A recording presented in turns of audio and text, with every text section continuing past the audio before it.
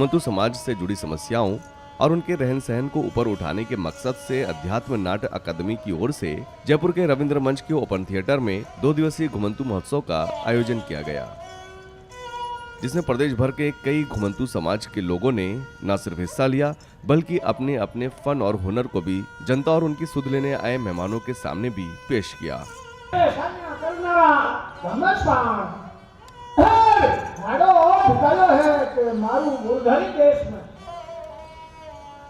घुमरिए घुमरिए भेवे साया करला घमसान मोरा रमावे बाबूजी ने केसर माता काली देवरा बाबूजी बोले ये राजारी पाल बाबूजी धवा लाठी हज भोग ये राजा दिखे माने गदाराई कांगरा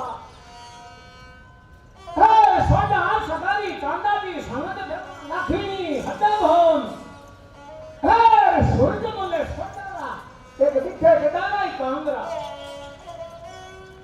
अमदारा बाइडिया भेवे धमीरो सुरलो साथ साथे नारे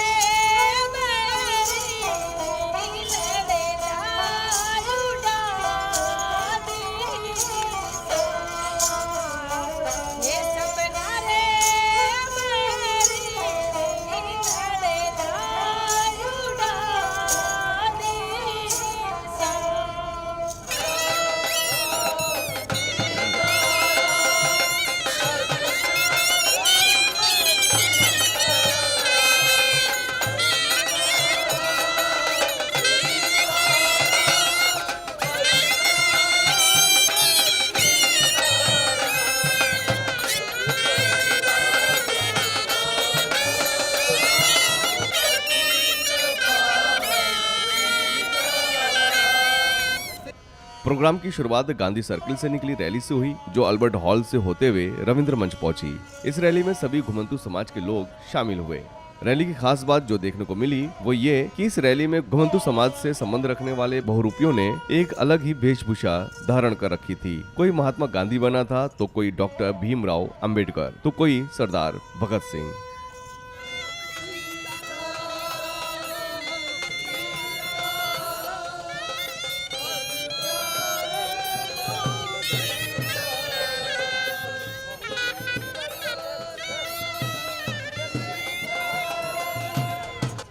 प्रोग्राम की शुरुआत इस सेशन से हुई, जिसमें सभी घुमंतू समाज ने अपनी अपनी समस्याओं को पटल पर रखा। हम इतना कमा ही नहीं पाते कि जो हमारे पास बैंक बैलेंस हो हमारे पास पेटियों में रखा जाए, कि हमारे पास तिजोरी में रखा जाए। हम सिर्फ पेट के लिए कमा सकते हैं। हमारा जो जड़ है, हमारा जो मूल है, वो राजा महाराजाओं के जमाने से है। राजा महाराजा बहरूपिया अनादि से है, नारद मुनि की संतान है, वो बहुत लंबी बात है। लेकिन राजा महाराजाओं के ज़माने से हम लोग इस तरीके से रहते थे कि ना हमें कहीं जाना पड़ता था, ना हमें कहीं आना पड़ता था, ना किसी के सामने हाथ फैलाना पड़ता था। ये फलाने दरबार का बहरूपिया है, ये फलाने राजा का बहरूपिया है, ये फलाने महाराजा का बहरूपिया है। साल 6 महीने में कोई अच्छे शुभ कार्य के अंदर एक प्रस्तुति हो जाती है, 2-5 साल का खाना पीना निकल जाता था, ज़मीन जागीरें मिल जाती थी, उसी में खुश रहते थे और कोई चिंता फिक्र नहीं रहती थी। लेकिन शॉर्ट में कर रहा हूँ, सन 47 हुआ, राजा महाराजाओं का ज़माना चला गया। जिनके मर गए राजा उनके रोते रहे फिरे वजीर, तो हम तो मांग के खाने वाले बहरूपिये भांड नट ये हैं। तो हमारी तो हालत ऐसी हो गई कि अब हम कहाँ जाएं।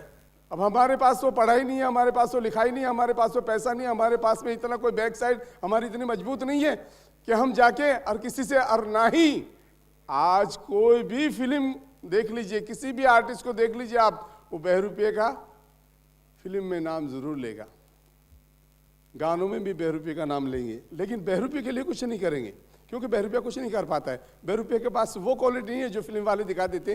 अब हमारा मसला जो है, उन लोगों ने छीन लिया, बहरूपिया कमजोर हो गया, ढोली कमजोर हो गया, बजाने वाला कमजोर हो गया, पूंगी वाला कमजोर हो गया, सारे कमजोर हो गए, क्योंकि ये काम तो किसी और ने ले लिया। जिनका वो काम ही नहीं था वो लोग लेके बैठ गए। अब हम लोग आज भी इस परिस्थिति में जी रहे हैं। और शॉर्ट में ये कहूँगा कि सर, ना तो बच्चों की सही ढंग से पढ़ाई लिखाई हो सकती है, ना कहीं रहने के लिए मकान है, ना कहीं घर है, आज भी घूम रहे हैं। और हमारा तो ये थे सर, ख़ानदान से सीख लिया, और ख़ानदान से सीखने के बाद में राजा महाराजाओं के ज़माने में तो इज्जत होती थी, लेकिन उसके बाद में बहरूपियों की वो हालत हो गई, गली गली गांव गांव घूमने लग गए। अब वो राजा महाराजाओं वाला तो रुतबा रहा नहीं, बस अभी जी रहे हैं सर। हम लोग उनके जो पितरों की जो वंशावली है वो हमारे सर पर लेकर घूमते हैं। हम लोग उनके पूर्वजों की रक्षा के लिए और उनको इतिहास बताने के लिए, उनको जागरूक करने के लिए कि बताएं हम लोग के साथ आपके बाप दादा ऐसे हुए थे और आप ऐसे हैं। तो मैं स्टार्ट करना चाहूंगा, थोड़ा सा मैं आपको बताना चाहूंगा कि भाट समाज, मेरा जो मेन मकसद जो है हम लोगों का अभी की जो हालात देखते हुए, भाट समाज को मूल स्वरूप में लाना और विलुप्त होने से बचाना, समाज की संस्कृति को, पोथियों को सुरक्षित रखना जो कई वर्षों पुरानी है। अब हर जगह सवाल आता है साहब कि भाट समाज की उत्पत्ति हुई कहां से, भाट समाज की उत्पत्ति कहां से हुई? तो सब बताना चाहूंगा मैं आपको। भाट समाज की उत्पत्ति ब्राह्मण पुरुष और वैश्य स्त्री की संतानें रही है। भाट, ब्राह्मण पुरुष और वैश्य स्त्री की संतानें भाट कह रही। वैदिक कालों के अंदर विधवा विवाह वर्जित हुआ करता था। राजस्थान के अंदर इसके 9 भाग हैं भाटों के, और 9 भाग 36 कौमों की वंशावली रखते हैं, जिसमें ब्रह्म भाट आते हैं, राव आते हैं, ब्रह्म भट्ट मणधारी 45 भाट आते हैं, ब्राह्मणिया भाट आते हैं, ठाकुर होते हैं, मारू मरुधर भाट होते हैं, जागा भाट होते हैं, चारण भाट होते हैं और मणियारी भाट होते हैं। इस तरह से 9 भाट होते हैं सर, जिसमें राव चारण भी आते हैं। तो ये लोग 36 कौमों की कुल की वंश और वंशावली लिखते हैं राजस्थान के अंदर। अन्य प्रांतों में कर्नाटक चले जाओ, तमिलनाडु चले जाओ, हिमाचल चले जाओ, सभी जगह ये भाट लोग पाए जाते हैं। पूरे राजस्थान के, पूरे इंडिया के अंदर वो अन्य पहनावे और अन्य नाम से जाने जाते हैं, लेकिन उनकी कार्यशैली एक ही होती है, वंशावली लिखना।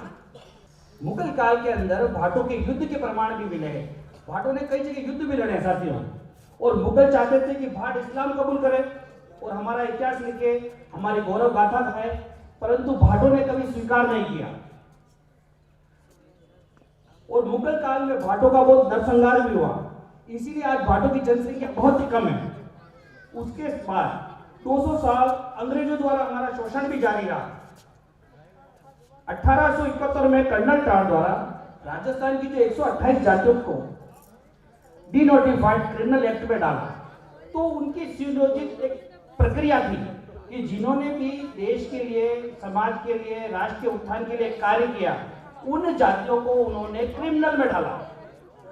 आज ये तमाम जातियां जो यहाँ बैठी है, वो लोग, उनको पता है या नहीं है, या ढोली के दो, या आप राणा राजपूत भी आते हैं, दमामी आते हैं, गंधर्व आते हैं, ये तमाम जो जातियां हैं वो डिनोटिफाइड जातियां हैं, जिसमें आपका भील भी आता है, ऐसी ट्राइबल जातियां भी है, वो भी इसी श्रेणी में आती है। तो उनको साथ सुनियोजित ढंग से उनको क्रिमिनल एक्ट में डाला ताकि उनका कोई विकास न हो पाए। वो पुरानी पढ़ाई है, वो राइटिंग है, जो हम बुजुर्गों के साथ रहे और प्रयास कर करके उसको पढ़ सकते हैं। जो हमारे अभी वाले हैं जो वो उनको नहीं पढ़ सकते। कोई पुराने जो पढ़ाई है वो उस जमाने की पढ़ाई हम लोग, कोई बुजुर्ग है वो अभी पढ़ सकते हैं। और घर घर वो सबूत है मोदी की सबके पास। इसमें जो आपने पहले से कहा राजा महाराजा का राज था, वो जमाना था, उनकी मान्यता थी। तो अब क्या है कि वो समाज की पोथियत हमारे पास है। अब वो आमदनी, वो देश देन जो दान सम्मान जो मिलता, सोना मिलता, भूमि मिलता, जो पशु ढोर ऊँट ऐसा घोड़ा हाथी सब देते थे, तो उनसे तो वो जमाना तो चला गया। आज का जमाना, अब सब देश आज़ाद हो गया। देश आज़ाद में हम लोग उसी में आज तक रह गए। इसमें से हमारी इतनी कमी पहुंच गई है कि काफ़ी सारे हमारे रोजगार के मतलब बिना कोई ढोल बजाने भी लग गए, कोई अलग अलग क्या करने लगे, कोई बंगा रहे हैं, कोई क्या करते हैं, कोई नाच रहे हैं, कोई गा रहे हैं, कोई क्या करके ऐसे कोई मांग भी खा रहे हैं। और उस मोतियों के आधार से भी काफ़ी सारे जी रहे हैं, हमको दे भी है। मगर ये हमारे इस सब जो प्रमाणित हुए सरकार के, जिसमें हमारा 2 दुविधा पहुंच रही है कि आधार कार्ड है जो कागज में, कहीं कहीं तो हमारा बाट लगा हुआ है। और जब यो देश आजाद होने के बाद रिकॉर्ड हुआ, जब हम घूमकर हमारे बड़े बाहर घूमते रहते हो और पीछे से भाई ये किसका है, तो उसमें से किस लोगों ने ऐसा कोई ढोल बजाने लग गया तो इसके ढोली का है। तो काफी आदि समाज के जमीन थोड़ी थोड़ी है तो वो किसी के ढोली के नाम ले लेती है, किसी के भाट के नाम ले लेती है। आधा पुरुष भाट का है, आधा। तो हमारी ये निवेदन है कि हमको रोजगार भी मिलना चाहिए और हमारा सुधार भी होना चाहिए समाज का। गरीब समाज है, पिछड़ी समाज है, और ये 2 आपत्तियां आ रही है रिकॉर्ड वाली, और जो इसमें से हमारा कोई सरकार से निवेदन है कि हमारा कोई सोल्यूशन क्या है। सरकारी स्कीमों के अंदर जितनी भी स्कीमें चल रही हैं, वही जो 10% था कि घुमंतू समाज में जो गांव-गांव में जाते थे और अपनी कुछ कला का प्रदर्शन करते थे, तो उसके जरिए आप उनको रोजगार से जोड़ सकते हैं। और इसके लिए आपको अलग से कोई बजट नहीं देना है सरकार को। उसी बजट का एक छोटा सा हिस्सा उन्हीं घुमंतू समाजों के लिए गिने चुने लोग हैं। भाट समाज ऐसा नहीं है कि बहुत से लाखों की संख्या में या करोड़ों की संख्या में, बहरूपे इतना समाज नहीं, बहुत करोड़ों की संख्या में।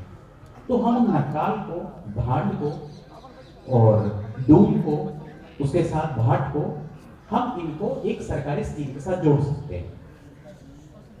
और सरकार दूसरा है, जितनी हमारी स्वास्थ्य की स्कीमें चल रही है, तो स्वास्थ्य की स्कीमों की जानकारी देने के लिए हम उनको जोड़ सकते हैं। जैसे एक भाट, ये हम भाट बोलते हैं जो बही भाट है। दूसरा एक भाट है जो कठपुतली, उनका एक अलग है। उसमें कुछ लोग बोलते हैं कि भाट का भाग है कि नहीं है, अलग है, क्योंकि भाटों के भी 7 प्रकार अलग अलग हम बांटते हैं। कठपुतली भाट अलग है। आप ब्रह्म भाट को हरियाणा में, उत्तर प्रदेश में जाएंगे तो उसको जागा भाट बोलते हैं, जो यही पोथी बाजने का काम करता है। तो ऐसे हम उस कठपुतली भाट को, इनको उनके कार्यक्रम को संस्कृति भी बचेगी, उनको रोजगार भी मिलेगा, और उसका प्रभाव, उसका जो रिजल्ट है सरकारी योजना का, स्कीम का, वो ज्यादा बड़े स्तर पे आपके सामने आए। तो ये जो हम लोग खेल कर रहे हैं वो महाराजा अमर सिंह का है। शाहजहां बादशाह ने जब वहाँ जाके सलाब खान से, अमर सिंह ने वहाँ जाके उनसे युद्ध किया था, जब बोले एक कटारी आगरे हद बाही अमरेश पावल और पुरुष भेद तकत दिले। एक कटारी आगरे हद बाही अमरेश पावल और पुरुष भेद तकत दिले। अमर दपाड़ी आगरे झुंड झोपड़े जान के मार के सलाब खान ने रख के रगड़ किसान। अमर सिंह तो उमर भये जाने सकल जहान, मुगल बादशाह के सामने तो मारा सलाब खान। मारा सलाब खान रीत रजवाड़ के रखाई, कहे बादशाह कम दस्तू अच्छी तलवार चलाई। ये खेल शाहजहां बादशाह के 12 से चला हुआ है। तो वहाँ बुला के सुतारों को कठपुतली बनवाई और उसकी यादगार के अंदर ये कठपुतली का खेल चला हुआ था। बाकी ये फिर बाद में हम लोग को बोला कि आप तो गांव-गांव में करो, तब देखो वहाँ से ये कठपुतली का खेल शुरू हुआ। असल में हम मेघ वालों के नट किए जाते हैं, लेकिन भाट का नाम ले लिया। आप हमारे पूर्व है नहीं, ओरिजिनल हमारा नटों का पूर्व है। ये पूरा इतिहास का वर्णन है, राजस्थान का जितना राज परिवारों का जो इतिहास है। जितने कठपुतली वाले हैं वो नागौर जिले से उठे हुए हैं। हाँ। चाहे दिल्ली जाओ, चाहे आप जाओ, अहमदाबाद जाओ, सब नागौर जिले से कठपुतली वाले में उठे हुए हैं। तो कठपुतली को टांग दिया जाता था घर के अंदर, हाँ, रोजी का जरिया था, तो उसको बेचते नहीं थे कभी भी ये उसको। भवानी थी हमारी। हाँ, कभी भी उसको नहीं बेचा जाता। और अब जो स्थिति है कि जो कला केंद्र हैं, वहाँ कठपुतली नचाने का काम कठपुतली भाट नहीं कर रहे हैं, वहाँ कंपनी कठपुतली नचा रही है। गांधी जी की 2 अक्टूबर को जवाहर कला केंद्र में कठपुतली नचाने का टेंडर कंपनी को दिया गया। तो यानी कि हम उनके जीवन के अंदर हस्तक्षेप, अगर हम उनके लिए कुछ कर नहीं सकते तो कम से कम जो उनकी चीजें हैं उनके अंदर तो हम उनसे तो ना छीने। अगर पुष्कर मेले में जब सारे समाज इकट्ठा होते थे, जो आज यहाँ इकट्ठा हैं, संख्या में कम हो या ज्यादा हो, वो उनका सहज मेला था पुष्कर मेला। वहां पर सारे समाज के लोग आते थे और वो कोई बुला के नहीं लाता था, उनको संरक्षण मिलता था राज परिवारों से, जो अभी पुष्कर मेला हुआ था। और ये 600 साल का इतिहास है पुष्कर मेले का, उससे भी पुराना होगा, लेकिन 600 साल का ऊंट के और खैबर पास के इतिहास से जुड़ा हुआ है पुष्कर मेले का इतिहास। और ये सहज था, सब समाज एक दो दंड चक्का है, नटों को छत्तीसगढ़ में दंड चक्का बोलते हैं, दांड यानी रस्सी पे चलने वाला, और यहाँ जिसको बजाने नट बोलते हैं। तो ये जो नट थे, जैसे छत्तीसगढ़ का नट यहाँ आया दंड चक्का, तोले मिले, उनका शादी विवाह तय हुआ, वो पुष्कर मेले में तय हुआ, क्योंकि साल भर वो घूमते रहते थे। वो एक जगह थी जहां सारे लोग आकर के एक जगह बैठते अपना दुख दर्द साझा करते थे, क्योंकि साल भर तो मिलेंगे नहीं, वो एक ही मौका आएगा जब सारे मिलेंगे। जब हम उस पुष्कर मेले को कंपनी को दे देंगे, इवेंट कंपनी को, तो जो उनका रोजगार का या काम का जो जरिया है उसको भी हम उनसे छीन रहे हैं। पुष्कर मेले को हमने इवेंट कंपनी को दे दिया, पुष्कर मेले के अंदर इवेंट कंपनी उसको चला रही है, और उसने कंपनी ने ये किया कि अब की बार सभी घुमंतु समाजों के इवेंट को वहां से हटा दिया। उसने जो परंपरा थी, नगाड़ा आता था ऊंटों के ऊपर, शोभा यात्रा चलती थी, रायता रहबारी सब लोग साथ चलते थे, कालबेलिया लहरिया बजाता था, जो कि समाज था, बोबा की पड़ बजती थी, वो सारे ट्रेडिशन तो हमने समाप्त किए, और उसकी जगह के ऊपर हमने क्या किया, अंग्रेजों के सर पे कौन साफा बड़ा बांधेगा, ये इवेंट कंपनी ने किया पहली बार। अब की बार पहली बार ऐसा हुआ कि उन्हीं की रेस हुई, जो दौड़ ऊंटों की और रायका रेवाड़ी लोगों की होती थी शोभा यात्रा, उसकी जगह फॉरनर की दौड़ हुई। तो यानी कि हम इन चीजों के जरिए हम उनके जीवन को ही एक तरह से उस संस्कृति को उसको हटा रहे हैं। लेकिन हमें, जैसे आप लोग इतने कलाकार लोग हैं, आप अपनी बात सामने वाले को देख के कहते हैं कि इसको समझ में क्या आएगा। अब अगर हमको सरकार से बात ही नहीं करना आता, जरूरत ही नहीं पड़ी कभी, तो सरकार से बात करने के लिए हमको सरकार की भाषा सीखनी पड़ेगी। सबको सीखना जरूरी नहीं है, लेकिन हममें से कुछ लोग सीखते। काल था, सांप का काटना काल था रेगिस्तान के अंदर, और उसको बस में किया, इसलिए नाम पड़ा कालबेलिया। और जोगी बोलते हैं कि नाथ परंपरा से वो संबंधित हैं, सांप को रखते हैं साथ में, इसलिए उसको सपेरा बोल दिया। कर्नाटक तमिलनाडु में इन्हीं समाज को इरूला बोलते हैं। अलग अलग इन जातियों को, घुमंतुओं का अलग अलग राज्य में अलग अलग नाम है। तो जो जोगी है कालबेलिया समाज, जिसको आज हमने नाच गाने में समेट दिया, तो नाचने वाले लोग हैं।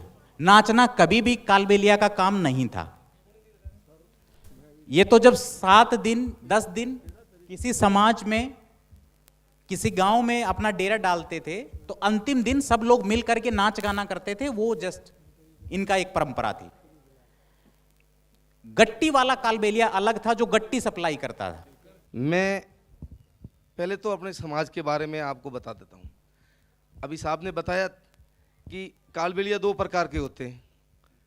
एक तो कालबेलिया होते हैं सपेरा, जो सांप को वश में करते, काल को वश में करना, उसको कहते हैं कालबेलिया।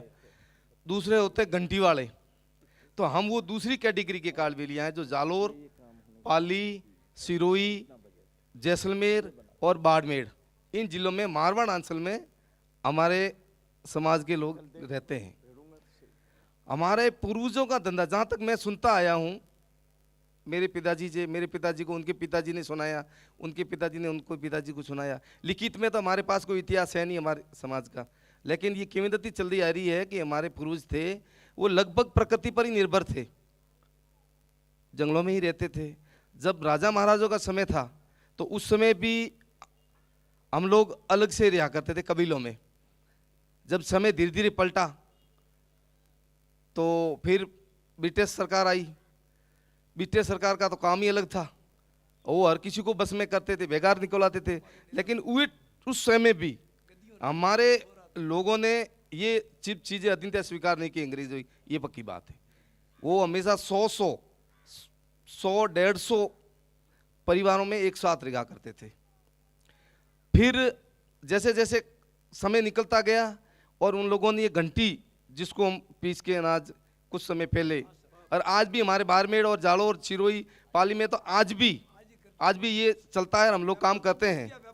डाणियों में आटा चक्की होती है, जो हाथ से पहले पीसते थे आटा, और आज भी जालोर, बाड़मेर, जो जोधपुर साइड में है, डाणियों में आज भी औरतें ये घंटी से ही आटा पीसती है। और वो व्यवसाय हमारे चलता है, ऐसी बात नहीं है कि नहीं के बराबर तो नहीं है, लेकिन पहले जैसा नहीं है। अब आधुनिकता में सब चक्कियाँ आ गई, लाइट की कनेक्शन हो गए, डीजल के इंजन से भी चक्कियाँ चलने लगी, वो भी हमारा धीरे धीरे कम हो गया। उसके साथ साथ हम लोग जंगलों के अंदर विचरण करते थे, पूरी तरह प्रकृति से निर्भर थे, तो बांस की टोकरी बनाना भी हमारे पूर्वजों ने शुरू किया था। तो जब ये सर्वे हुआ उस टाइम हम लोगों को किसी ने पूछा हमारे पूर्वजों के, भाई आपकी जाति क्या है? कि बांस फाड़ रहे हैं। कि बांस फाड़ है, वो लिख दिया बांस फोड़। सही है ना साहब? तो ऐसे करके बांस फोड़ बन गए। अब समस्या ये होगी कि हम जिस गांव में रहते थे तो 10-15 परिवार तो साथ में ही रहते थे, 2 दिन रहे, 3 दिन रहे, चौथे दिन तो कहते हटो यहाँ से, फिर अगले गांव, फिर वो घंटी लेके दूसरे गांव बेचने चले जाते थे, फिर तीसरे गांव चले जाते थे। तो शिक्षा से और इस आधुनिक युग से जो सुविधाएं हैं, मूलभूत सुविधाएं, उससे धीरे धीरे धीरे धीरे धीरे हम पिछड़ते गए, वंचित रहते गए। और शिक्षा तो कोसों दूर की बात है। जहाँ तक मेरा सवाल है, मैं जब स्कूल में पढ़ाई करने गया था, मेरे पिताजी ने मुझे स्कूल भेजा था, उस टाइम जनरल के बच्चे भी बहुत कम पढ़ते थे हमारे इलाके में, बाड़मेर साइड की बात करता हूँ। मेरे को इतना दूर बिठाया जाता था, इतना। बाकी स्टूडेंट इतने जो श्रवण कास्ट है वो अलग बैठते थे, मेरे को इतना दूर बिठाया जाता था। अगर मैं पूरे दिन प्यासा रहता था, पानी मांगता था, तो भी मेरे को उसकी इच्छा होती तो पिलाते थे, बाकी बच्चे ऊपर हाथ से। तो आज भी वही समस्या हमारे साथ है। भारत बदल गया है, तरक्की कर रहा है भारत, लेकिन मेरे समाज में वो आज भी लोग उसी की तरह के। आपको मैं क्या बताऊं, मेरे पास कुछ डॉक्यूमेंट्स है, मैं रह के वहां पर मैं आपको बताता। लोग आज भी झुग्गी झोंपड़ियों में मेरे परिवार वाले रहते हैं, समाज वाले रहते हैं। अब देखो मूल निवास बनता नहीं, क्योंकि पट्टा हमारे पास है नहीं। जाति प्रमाण पत्र बनता नहीं, क्योंकि हमारे पास कोई वो है नहीं। दूसरी समस्या मेन शमशान भूमि की। हकीकत नहीं मानो, अभी अभी कुछ दिन पहले, 2 महीना पहले एक बुढ़िया की डेथ हो गई थी, और जिस गांव में कम से कम 40 साल से रह रहे हैं वो लोग, और गांव वालों ने मना कर दिया कि तुम इस औरत को यहाँ नहीं दफना सकते। तो उन लोगों ने दफनाने नहीं दिया कि भाई तुम तो घूमते रहते हो, तुम्हारा इस तरह जगह का है, वहां जाके दफनाओ, यहाँ नहीं दफना सकते। इससे और क्या बुरी बात हो सकती है हमारे साथ? देखो, हर 5 साल सरकार बनती है, हम अपने अमूल्य वोट की बलिदान देते हैं, वो फल उजालता है। ग्राम सेवक के पास जाते हैं, हमारी सुनवाई नहीं होती। पटवारी के पास जाते हैं, कोई सुनवाई नहीं होती है। तहसीलदार साहब को कहते हैं कि ठीक है कर देंगे, इससे ज़्यादा कुछ नहीं होता है। हमने जालौर में 4 से 5 बार कलेक्टर साहब को, मुख्यमंत्री साहब को ज्ञापन भेजे, कुछ नहीं। ऐसे सैकड़ों परिवार हैं हमारे जालौर में, बाड़मेर में, जैसलमेर में, बीकानेर में, जो आज भी इस सभ्यता से बहुत दूर, इन सुविधाओं से बहुत दूर। शिक्षा तो नामों की नहीं है। अच्छा, स्कूल हम बच्चे क्यों नहीं भेजते? इसका एक भी ये भी कारण है कि हमारे पास रोजगार का और कोई अन्य साधन नहीं है। हमारा बच्चा बड़ा होता है, भाई साहब ने बताया ना, और क्या करेंगे फिर? बच्चा बड़ा होता है, थोड़ा सा बड़ा होता है तो घर में मवेशी होती है, बकरियां होती है, वो अभी आजीविका का साधन बन जाता है, तो उसके पीछे उसको लगा देते हैं। स्कूल जाएगा तो बकरियां कौन चराएगा? फिर पेट पालना है, दूसरा तो साधन है नहीं। खेती योग्य जमीन हमारे पास है नहीं, कहाँ से लाएंगे? भूमिहीन है। अब कई जगह तो हम 40 से 50 साल तक बैठे हैं, कोई फायदा नहीं है। आज भी हम झोपड़े में रहते हैं। क्यों? अगर कल हम मकान बना दें, मान लो मेहनत मजदूरी करके कच्चा पक्का मकान बना भी दें, तो कल आगे प्रशासन उनको गिरवा देगा। वो तो कहेगा आपका तो अतिक्रमण, हटो यहाँ से। इसमें सबसे बड़ी भूमिका है सरकार की, हमारे तरफ कोई ध्यान नहीं दिया है। मैं मंच के माध्यम से आपसे रिक्वेस्ट करता हूँ, अभी मैं इतनी रिक्वेस्ट करता हूँ कि आप कम से कम हमारी ये जो समस्या है ये हल करवा दीजिए। मेन समस्या हमारी ये है कि एक तो हमारे शमशान भूमि हर गांव में मिलनी चाहिए, एक जमीन के पट्टे हैं, आवासीय भूखंड हैं, वो हमें मिलने चाहिए। दूसरी ये मूलभूत सुविधाएं। अब पट्टे नहीं बनेंगे तो हमको ये प्रधानमंत्री आवास योजना से वंचित रह गए हम। किसी को पैसा नहीं मिलता है, किसी को पैसा नहीं मिलता है, पेंशन नहीं मिलती है। अब स्कूल में बच्चे भेजें तो कैसे भेजें? 4वीं या 5वीं तक मान लो भेज भी दिया, तो 5वीं के बाद में उसका बोलते हैं कि भाई आपका जाति प्रमाण पत्र लो, आपको स्कॉलरशिप मिलेगी। वहाँ तहसीलदार के पास जाते मना कर देता है, आप तो नाथ संप्रदाय से, आप तो नाथ तो ऊंचे हो गए, ओबीसी में आ गए, आप कहाँ थे? अब ये भी निम्न होगी। अच्छा जोगी को बोलते हैं तो जोगी के ओबीसी में आते, अरे हमको तो लोग इस शेड्यूल कास्ट में भी ऐसी कई कास्ट हैं जिससे हमको दूर बिठाया जाता है। मेघवाल समाज है वो भी शेड्यूल कास्ट में है, भील भी शेड्यूल कास्ट में है, वो भी, लेकिन वो लोग भी हमको कहते तुम हमारे से नीचे हो, आप दूर बैठो, हमको दूर बैठना पड़ता है। अब देखो केंद्र सरकार में अभी एक नई लहर चल रही है सीएए की, एनआरसी की। वो बता रहे हैं विदेशों में जो बैठे हैं इंडियन, उनको टारगेट करके उन्होंने ये मुद्दा बनाया है, कानून लगाया है कि भाई उनको सुरक्षा दी जाए। मोदी जी यही कहते हैं कि उनको सुरक्षा दी जाए, यहाँ आ जाए, वो रेफ्यूजी बन के आएंगे। अरे हम तो यहाँ के मूल निवासी हैं भारत के, अरे उनको ही आप सुरक्षा नहीं दे सकते हैं तो आप दूसरों को क्या सुरक्षा दोगे। प्रोग्राम के कन्वेनर अश्वनी शर्मा और प्रोग्राम में शिरकत करने आए घुमंतू समाज के लिए काम करने वाले मेहमानों ने उनकी पीड़ा को सुना और उसे हल करने और सरकार तक उनकी बातों को पहुंचाने का भरोसा भी दिलाया। हमारे को नट भी कहते हैं, भांड भी कहते हैं, राणा भी कहते हैं, ढोली भी कहते हैं।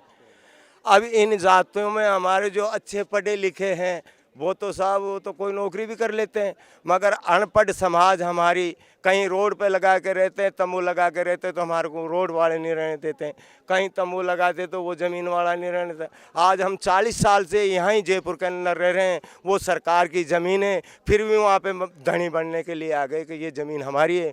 हमारी लाइटें हटवा दी नहीं और हमारे को उठवाने के लिए तैयार हो रहे हैं। ख़ास हम यहाँ हसनपुरा के अंदर 40 साल से रह रहे हैं। हमारे खंडी फाटक के अंदर हमारी 350 झुग्गी थी, उसमें से हमारे को 50 झुग्गी को आवासीय योजना का प्लाट मिला, बाकी बेघर कर दिया वहाँ से उठा करके हमारे को। आज हम जगह जगह तंबू लगाते फिर रहे हैं। हमारे को सरकार का सहयोग मिलना चाहिए, हमारे को प्लॉट मिलना चाहिए। सबसे बड़ी कमी हमारी, जब हमारे को ज़मीन मिल जाएगी, हमारे बच्चे हमारी ज़मीन मिल जाएंगे, हमारे को पट्टे मिल जाएंगे तो हमारे को सब कुछ मिल जाएंगे, हमारे बच्चे भी पढ़ेंगे, हमारा रोज़गार भी बदल जाएगा, हमारी समाज भी बदल जाएगी।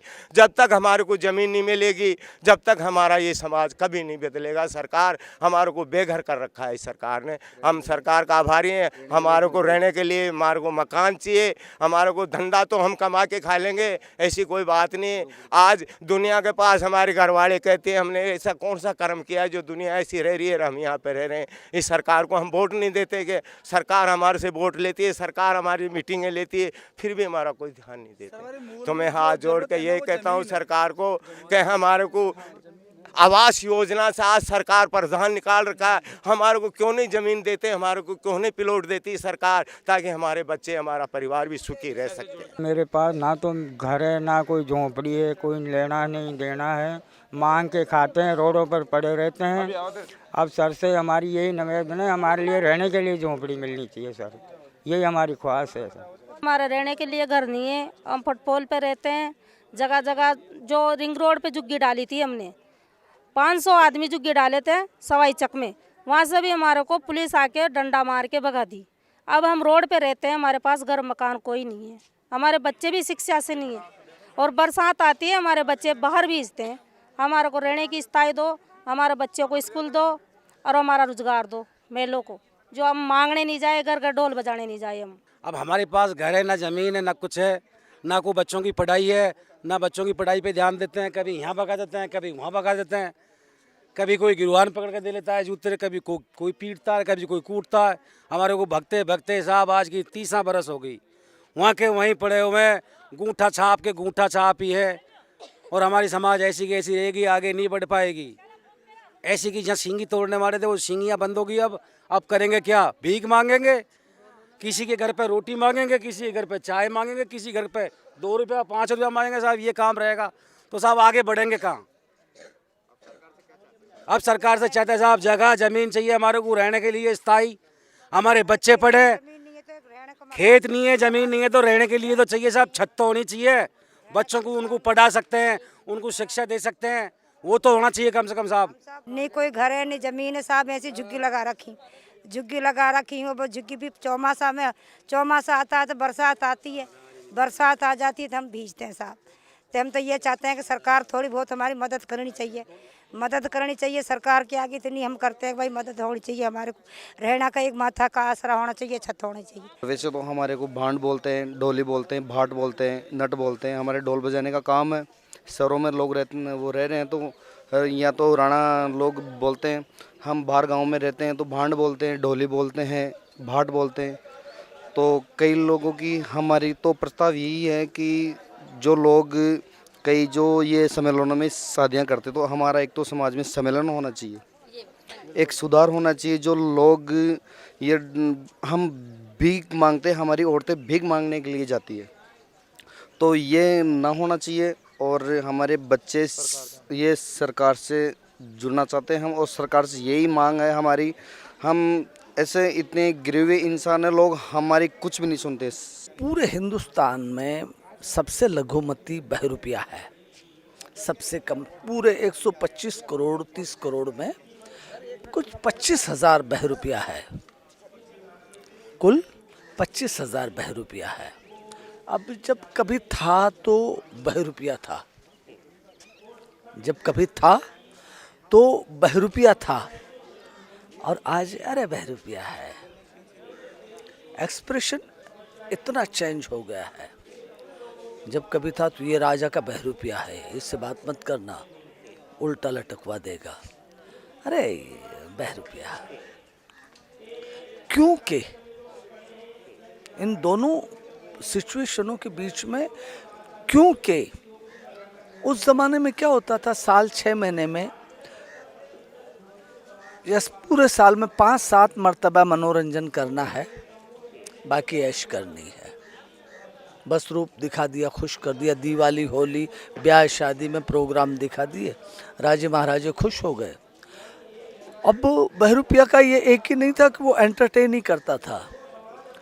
मैं अगर गलत नहीं कह रहा हूँ तो बहरूपिया भारत का पहला कलाकार है, बहरूपिया भारत का पहला मेकअप मैन है, बहरूपिया भारत का पहला ब्यूटिशियन है, बहरूपिया पहला भारत का जासूस है। बहरूपिया जिस राजा की नौकरी करता था उससे घोड़े लेके या हीरे जवाहरात लेके या ढाल तलवार लेके दुश्मन राजा के यहाँ जाके उससे सौदागरी करके और उसके राज जान के अपने राजा को बताता था कि भाई ये तुम पे अब चढ़ाई करेगा और इस रास्ते से चढ़ाई होगी, ये रणनीति होगी। और अगर पकड़े गए तो रहम आ गया तो उम्र कैद या मार दिया जाता था। ये भी कुर्बानियाँ बहरूपियाओं ने दी हैं। राज बदल गया, रजवाड़े चले गए, कांग्रेस सरकार आ गई, उसके बाद 47 हुआ। 1947 होने के बाद में बहरूपिया जो था वो बौखला गया बहुत ज़ोर से, वरना बहरूपिया ने हर चीज़ के लिए आवाज़ उठाई। वो दूध वाला बनता था या सती प्रथा के लिए भी आवाज़ उठाई बहरूपियाओं ने कि भाई ये गलत है, और वो इसका नाटक करते थे पूरा, है ना। जब कभी आवाम के लिए कोई तकलीफ राजा देता था तो जिसका नमक खाते थे उसको भी वो लोग नाटक करके दिखा देते थे कि तुम ये गलत कर रहे हो। अब सीधा ये है कि रजवाड़े चले गए, बहरूपिया फुटपाथ पे आ गए, अब फैमिली बढ़ती गई, आमदनी घट गई। अब वो एक ही कॉस्ट्यूम को 5-7 साल तक यूज़ कर रहे हैं। अब मान लो मैं बना हुआ तो अकबर बादशाह और लग रहा हूँ फ़कीर, सीरियल लाइन हुई। अब वो इतना बेहतर दिखा देते हैं, वो भी बहरूपिया ही हैं, वो भी बहरूपियाओं से सीखा उन्होंने, दाढ़ी मूछ लगाना, मेकअप करना, डायलॉग बोलना। आज ये है कि मुझे छोड़ दो, मैं फिल्में सीरियलें करता हूँ या कुछ और करता हूँ तो 25,000 में एक बंदा है वो सिकंदर अब्बास। लेकिन जो राजस्थान में रह रहे हैं, मैं भी राजस्थान से गया हूँ, आज भी जो राजस्थान में तो बस पल रहे हैं, जी नहीं रहे। बहरूपिया जो समाज है, और अगर यही हालात रहे तो बहरूपिया इतिहास हो जाएगा साहब। एक तो झोंपड़े की जगह दे दे, झोंपड़ा एक, ताकि हम वहाँ बच्चों को पढ़ा सकें, आने वाली पीढ़ी में पढ़ा लिखा बहरूपिया मिले। दूसरा, जैसे फिल्में बनती हैं तो फिल्मों पे ये, सीरियलों पे ये कर दे भाई तुम्हारे अंदर, तुम्हारी फिल्म में या तुम्हारी सीरियल में एक बहरूपिया होना ज़रूरी है। ये नट समाज में ये रस्सी पे चलना है, बांस पे चढ़ना है, लॉन्गमेन चलना है, डंडे पे चलना है, इसको करते करते करते करते करते हमारी भी 70 साल की उम्र हो गई, बहुत हो गया, अभी तक कोई सुविधा नहीं हुई। और हमें तो क्या कि सरकार ने थोड़ा बहुत मकान मिल गए हमें, पर जो हमारी समाज की इतनी बड़ी है, इतनी परेशान है पढ़ाई लिखाई से, बच्चे से कुछ पढ़ भी लिख के उनको नौकरियां नहीं, वो साले ऐसे ही मक्के मारते डुल रहे हैं। क्या कर रहे, वही ढोलक पे बजाने पे आ गए, वही रस्से पे चलना आ गया, अब तक सरकार ने कुछ नहीं किया। हमारे बच्चन के लिए पढ़ाई चाहिए, स्कूल चाहिए, जो तम्बू में रह रहे हैं उनको मकान चाहिए और सब सुविधा मिलती है छात्रावास बन के। और उस बच्चा को सरकार ये कहती है कि ये कला को जिंदा रखना चाहती है, तो इसके कोई स्कूल अपना छात्रावास बना के दे, तो उसमें बच्चियाँ पढ़े हमारी, कोई पढ़ लिख जाए तो उसकी नौकरी लग जाए, नहीं पढ़े तो इस कला को जीवित रखें। क्या भाट समाज के लोग हैं जो राजा महाराजाओं से लेकर सामान्य जाति तक का इतिहास लिखा करते थे पहले, और आज भी लिखते हैं। और उन भाट समाज के अंदर 9 वर्ग होते हैं अलग अलग, जिसमें चारण, राव, भाट, जागा भाट, मणियारी भाट, पातालेश्वर भाट, ये तमाम ऐसे 9 अंग हैं इन भाटों के, और वो लोग पोथी वाचन का कार्य करते हैं। तो उस समय में अपने राष्ट्र के प्रति जागरूकता लाने का कार्य भाटों ने बहुत ज़्यादा किया। गांव-गांव में लोगों को जगाना, उनके इतिहास को बताना, उनके बारे में भाई आपके साथ आपके बाप दादा ऐसे हो और आप इस तरह से कैसे हैं। तो अंग्रेजों को लगा उस समय साहब इनके कारण हमारे को बहुत बड़ा नुकसान हो रहा है, तो उन्होंने 1871 में कर्नल टाट द्वारा एक कानून लागू किया गया कि उन लोगों को क्रिमिनल एक्ट में डाल दिया। उसमें कम से कम समझो आप 128 जातियों को क्रिमिनल एक्ट में डाला, उसमें भाट भी शामिल थे। और उस समय में हमारे बाप दादा बताते हैं साहब हम लोगों को मारपीट भी की गई काफ़ी, और हमारी पोथियाँ में आग लगा दी गई उस समय, इतिहास को जो भी हमारे इतिहास थे उनको। लेकिन फिर भी हम लोग सजो के कुछ अभी भी रखा है हम लोगों ने। जो हम पोथी लिखते हैं वो उस समय भी हम लोग साक्षर थे और आज भी साक्षर है, लेकिन एजुकेशन का तो बहुत ग्रेड बहुत नीचे हमारे साथ में। यूँ समझो आप 1871 से लेके आज दिन तक, यानी 70, 80, 150, 100 साल में हमारा कोई हुआ ही नहीं कुछ, और लोगों को तो ठोकरों में जाना पड़ा, भीख मांगनी पड़ी। अभी तो हालत बहुत ख़राब है। पहली चीज़ तो ये चाहते हैं कि साहब सरकार हमारे पे ध्यान दे कि भाट समाज ऐसा नीचे गिरा क्यों है, उनके लिए क्या हेल्प कर सकते हैं। और दूसरा क्या है सर, हमारी जो पोथियाँ हैं उसको ऐतिहासिक दर्जा मिले, क्योंकि वो हेरिटेज प्रॉपर्टी की तरह वो भी एक हेरिटेज है। हजार साल पुरानी हमारे पास पोथियाँ पड़ी है सर।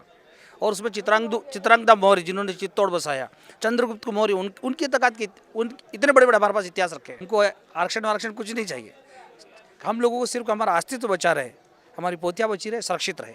वैसे हम पोथी वाचन का काम करते हैं, हमारे बाप दादा भी करते आए थे और कुछ लोग आज भी हम करते हैं। सर हमारी सरकार से एक छोटी सी गुजारिश है, कोई का त्रुटिपूर्ण संशोधन हो गया किसी के कारणवश, हम चाहते हैं कि वापस उसका संशोधन कर दिया जाए और हमें हमारे मूल स्वरूप में हमें लाने का प्रयास करें। सरकार के सामने हमारी समस्याएं, हमारी जो तकलीफ़ें हैं वो रखने की कोशिश की है। उसमें जो घुमंतु समाज के लोग हैं उनको बहुत समस्या है, जैसे कि रहने की समस्या है। अगर आदमी के पास खुद का मकान नहीं होगा वो स्थायी नहीं होगा, और स्थायी नहीं होगा तो उसके बच्चे सही ढंग से शिक्षा प्राप्त नहीं कर सकेंगे, पढ़ाई नहीं कर सकेंगे। और घर अगर होगा तो कुछ कमाई का ज़रिया भी बहुत अच्छा बन जाता है, लेकिन घर नहीं होने की वजह से, कमाई का कोई ज़रिया नहीं होने की वजह से आज ये गांव, कल वो गांव, परसों वो गांव, ये सब कुछ करना पड़ता है। और ये सब करने में क्या होता है कि वो ना अच्छा शिक्षण दिलवा सकते हैं अपने बच्चों को, ना बच्चे अच्छी शिक्षा प्राप्त कर सकते हैं, ना स्वास्थ्य प्राप्त कर सकते हैं, ना ही कोई रोजी रोटी का काम जो है वो अच्छे ढंग से कर सकते हैं, क्योंकि रोज़ कुआं खोदो, रोज़ पानी पियो, आज ये गांव, कल वो गांव। इस तरीके से अगर घुमंतु समाज के लोग भटकते रहते हैं तो वो अपने फैमिली को, अपने परिवार को सही ढंग से जो दिशा आज के ज़माने के हिसाब से, आज की रफ्तार के हिसाब से जो देनी चाहिए वो नहीं दे पा रहे हैं, और आज भी बहुत पीछे हैं। तो इसी सिलसिले में आज हम लोग यहाँ इकट्ठे हुए हैं, जिसमें हम बहरूपिया समाज से हैं, कुछ लोग जो है कालबेलिया समाज से आए हैं, कुछ लोग बंजारा समाज से आए हैं, कुछ लोग नट समाज से आए हैं, भांड समाज से आए हैं, और बहुत सारे लोग हैं जो इस तरीके से यहाँ हाजिर हुए हैं। अपनी अपनी समस्याएं उन्होंने यहाँ जाहिर की हैं। गवर्नमेंट इन पे ये ध्यान दे कि इनको स्थायी करे। अगर ये स्थायी बन जाएंगे तो घुमक्कड़ का नाम निकल जाएगा। घुमक्कड़ इसलिए है कि स्थायी नहीं है, इनके पास मकान नहीं है। मकान नहीं है तो सारी परेशानी है। अगर एक मकान मिल जाएगा तो समाज भी इन्हें अपनाने लग जाएगा। नहीं तो आज की परिस्थिति ऐसी है कि सही ढंग से ना शिक्षा प्राप्त कर सकते हैं, ना शादियां सही ढंग से हो रही हैं, ना मौत सही ढंग से हो रही है।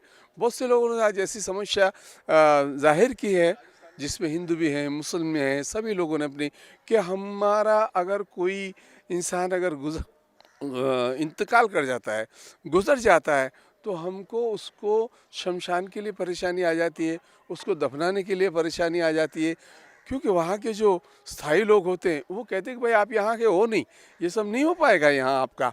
तो इससे बेहतर और इससे दुख की बात तो मैं ये कहता हूँ कि इंसान के लिए कुछ है नहीं कि सर ज़िंदगी जीना तो बहुत है, लेकिन अगर मौत भी अगर सही ढंग की इंसान की नहीं हुई तो यार हम बहुत पीछे चल रहे हैं। इसका मतलब ये समस्या है सर। जिस तरह का सब चल रहा है उसमें इनकी विधाएं खत्म होती जा रही हैं और ये विधाएं हमारे लिए बहुत महत्वपूर्ण हैं। आप देखेंगे, आपने देखा आज दिन में अलग अलग समाजों की अपनी अपनी परंपराओं के मुताबिक कितनी सशक्त विधा है, जनसंचार का बहुत अच्छा माध्यम हो सकती है। लेकिन आज कंपनियों को ऑर्गेनाइज करती हैं सरकारें, उनके माध्यम से अपना जनसंचार का काम करवाती हैं। ये जो विधा लिए बैठे हुए हैं, इनको कोई जो कंपनियों पर खर्च करते हैं उसका 10वां हिस्सा भी इनको दे दें तो इनका गुजारा भी चल जाए और वो सशक्त ढंग से बात भी पहुंचा देंगे, लेकिन वो सरकारें नहीं कर पाती हैं। हम ये कहते हैं सरकार इनका विधाओं का संरक्षण भी करे और रोटी कपड़ा मकान की व्यवस्था भी सरकार को करनी पड़ेगी, क्योंकि ये तो घुमंतु रहे हैं समाज, कदीमी कितने सैकड़ों सालों से ऐसे रहे हैं। अब इसमें कहीं हिंदू मुसलमान की बात नहीं है, आज एनपीआर और दूसरी सारी बातें चल रही हैं, ये हमारे कितने घुमंतु समाज, ये तो उसमें फिर ख़त्म हो जाएंगे, बाहर चले जाएंगे। इसका मतलब ये तो नागरिक ही नहीं रह पाएंगे। तो ये एक बहुत बड़ा संकट आने वाला है। इसलिए हम कल सरकार से बातचीत करेंगे और इनकी विधाओं का संरक्षण भी हो और इनके रोटी कपड़ा मकान की व्यवस्थाएँ भी हो। घुमंतु जातियों की दरिद्रता का मूल अंग्रेज शासन की गुलामी में है। पहले हमारी पूरी अर्थव्यवस्था घुमंतु लोगों से चलती थी। जो पशु घुमंतु लोग तैयार करते थे और जिनका व्यापार करते थे, उन पे सेनाएं चलती थीं, उन्हीं से व्यापार होता था, उन्हीं से खेतीबाड़ी होती थी, उन्हीं से कारीगरों का काम होता था। यानी जिसे आज इंफ्रास्ट्रक्चर कहा जाता है वो हमेशा घुमंतु लोगों के हाथ में इस देश में रहा है। पूरा इतिहास इस देश का यही बताता है। सबसे बड़ा काम जो घुमंतु जातियों ने किया है वो पानी का रहा है। ऐसे कई इलाके हैं जहाँ पानी के स्रोत घुमंतु लोग ही बनाते थे और जैसे पानी बहता है वैसे घुमंतु लोग बहते थे। जब हमारा समाज पानीदार था, जब हमें पानी का पुरुषार्थ आता था, तब हमें घुमंतु लोगों का सम्मान करना भी आता था। जैसे जैसे गुलामी के दौर में हमने पानी लूट के पीना शुरू कर दिया तो घुमंतु लोगों का सम्मान भी चला गया और आप पाएंगे पानी का सम्मान भी चला गया। तो अगर वो ठीक करना है तो हमें सबसे पहले और कुछ करने से पहले इन जातियों को उनका गौरव लौटाना पड़ेगा। आज ये खुद इस तरह की दरिद्रता और मलिनता में हैं कि उन्हें पता नहीं है कि एक समय वो इस देश के मालिक थे। एक समय इस देश का हर शहर, हर गांव इंतज़ार करता था कि घुमंतु लोग कब आएंगे, क्योंकि उनका जीवन उससे ही चलता था।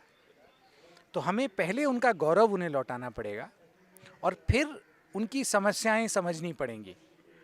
इस तरह से नहीं जैसे आज हमें अपने लोगों से, ग्रामीण लोगों से बात करने का अभ्यास हो गया है, जिसमें हम लगभग ऐसे जाते हैं कि हम उनके उद्धारक हैं और हम उन पे एहसान करने आए हैं। इस तरह से नहीं, सम्मान के साथ, थोड़ी आंख झुका के और थोड़े आंख में पानी लेके, क्योंकि हम बहुत पानीदार लोगों के पास जा रहे हैं। हर संस्था की अपनी सीमा होती है और संस्थाएं उठी हैं तो इसीलिए उठी हैं क्योंकि राजनीति और सरकार को जो करना चाहिए था वो करने में वे असफल रहे हैं। संस्थाओं की अपनी सीमाएं होती हैं, संस्थाओं को जैसे तैसे अपना काम चलाने में ही मुश्किल हो जाती है कई बार। तो उनसे जो बन सका वो किया उन्होंने, और आज हम लोग अगर ये बात कर रहे हैं तो इसमें भी बड़ा योगदान कुछ शास्त्रीय पद्धति के लोगों से, कुछ संस्थाओं के लोगों की वजह से आज हम इनकी बात कर रहे हैं। और उसमें दो नाम विशेष हैं। एक तो महाश्वेता देवी हैं जो बड़ी लेखिका थी बंगाल की, और दूसरे गणेश देवी हैं जो बड़ौदा के मूल रहने वाले हैं। इन दोनों लोगों ने पूरे देश में घूम के संस्थाओं को एकत्रित किया है और क्योंकि इन लोगों ने मेहनत की है, सबका काम जोड़ा है, तो उसमें से जुड़ के जो आवाज़ निकली है उसमें आज हम जो कह रहे हैं वो विश्वास से कह सकते हैं। तो इसलिए अगर हमसे पहले आए हुए लोगों से ज़्यादा दूर तक हम देख सकते हैं तो हमें ये नहीं मानना चाहिए कि हम उनसे ऊंचे हैं। हमें ध्यान ये रखना चाहिए कि हम उनके कंधों पे बैठे हैं। तो उनके कंधों पे बैठ के हम उनसे आगे देख सकते हैं। जिनको हमने घुमंतू समाज हम बोलते हैं, नोमैडिक कम्युनिटी, पहले तो हमें ये समझना है कि लोग कौन है, क्यों हमने ये कार्यक्रम किया। अपने हिंदुस्तान में 840 घुमंतू समाज और राजस्थान में अकेले 32 घुमंतू समाज। 1871 में इन समाजों के जीवन को रोक दिया था ब्रिटिश सरकार ने, इनको जन्मजात आपराधिक कानून के अंतर्गत ले लिया गया। उसके बाद क्या किया कि सभी जैसे जैसे सरकार का ये भारत आज़ाद हुआ, वो डिनोटिफाई किया उनको, फिर तमाम कानून बनते गए, लेकिन इन समाजों की तरफ आज तक ध्यान नहीं दिया गया। आज 149 साल हो गए ये उसी चोर उचक्के के तमके को लेकर के जी रहे हैं। तो पहला इसका प्रयास ये था इस कार्यक्रम का कि यह समझाना कि ये लोग चोर उचक्के नहीं, इन लोगों ने समाज को चलाया है। वो बंजारा ही था जो आपके रसद की आपूर्ति करता था सेना की, और पूरे गाँव का ट्रांसपोर्टेशन सिस्टम भी बंजारा था, जो अपने गधों और ऊँटों के जरिए करता था। अरब से वो सामान लेके आता, संस्कृतियों को जोड़ता था। वो कालबेलिया था जिसने रेगिस्तान में जीवन को संभव बनाया, सांप के काटने के इलाज को खोजा। वो बंजारे थे जिन्होंने बावड़ियाँ टाँक के जोहड़ बनाए। वो नट थे जिन्होंने राजा को पहले कला सिखाई, रस्सी पे चलना सिखाया, युद्ध नीति समझाई, और वही लोग सैनिक होते थे। तो अंग्रेजों को उनसे डर था क्योंकि उन्हें कभी अधीनता स्वीकार नहीं की। तो लोगों को जब उनकी सही छवि उनके सामने आएगी तो उनके प्रति सहज प्रेम और सम्मान पैदा होगा। दूसरा उद्देश्य था इनका, जो इनका ज्ञान है, ये ज्ञान के भंडार है, और धीरे धीरे वो समाप्त हो जाएगा क्योंकि वो डिग्रियों में नहीं सीखा हुआ ज्ञान नहीं है। वो ज्ञान है समाज की जरूरत और प्रक्रिया से निकला है। अगर वो लोग बचेंगे तो वो ज्ञान बचेगा, तो जो वो लोग ही नहीं बचेंगे तो ज्ञान नहीं बचेगा, क्योंकि डिग्री डिप्लोमा में आप ले नहीं सकते हैं। तो दूसरा उद्देश्य था उस ज्ञान को सहेजना। तीसरा उद्देश्य था उनकी समस्याओं को सामने सरकार के रखना, कि आप इनको, जब आप इतने काम कर रहे हैं, अलग अलग समाज के लिए काम कर रहे हैं, क्योंकि हमारी सरकार, अभी राजस्थान सरकार बोल रही है कि गांधी का 150वां हम वर्ष मना रहे हैं। आप गांधी का तो 150वां वर्ष मना रहे हैं, लेकिन घुमंतू समाज का भी 149 साल पूरा हो गया है। अगर गांधी आज होते तो इन समाज के साथ बैठे होते। तो इसका तीसरा उद्देश्य था कि इन समाजों को मुख्य धारा के अंदर लाना, उनको जोड़ना। 1871 में जब उनको आपराधिक के तहत लिया था, 1952 में नेहरू जी ने, नेहरू प्रधानमंत्री थे, उन्होंने इनको डिनोटिफाई कर दिया कि विमुक्त जाति हैं या अपराधी नहीं। लेकिन एक दूसरा कानून बना दिया, वो था अभ्यस्त अपराधी कानून, यानी कि पुरानी शराब को नई बोतल में उंडेल दिया। यानी कि जन्मजात अपराधी नहीं है, लेकिन ये अभ्यस्त अपराध करने में, वो आज तक बना हुआ है। किसी भी सभ्य समाज है क्या, हमारा क्रिमिनल जस्टिस सिस्टम ये बोलता है कि किसी भी व्यक्ति को तब तक आप अपराधी नहीं कह सकते जब तक उस पर दोष सिद्ध ना हो। वो तो पहले से अभ्यस्त है, वो बच्चा पैदा हुआ अभ्यस्त अपराधी है।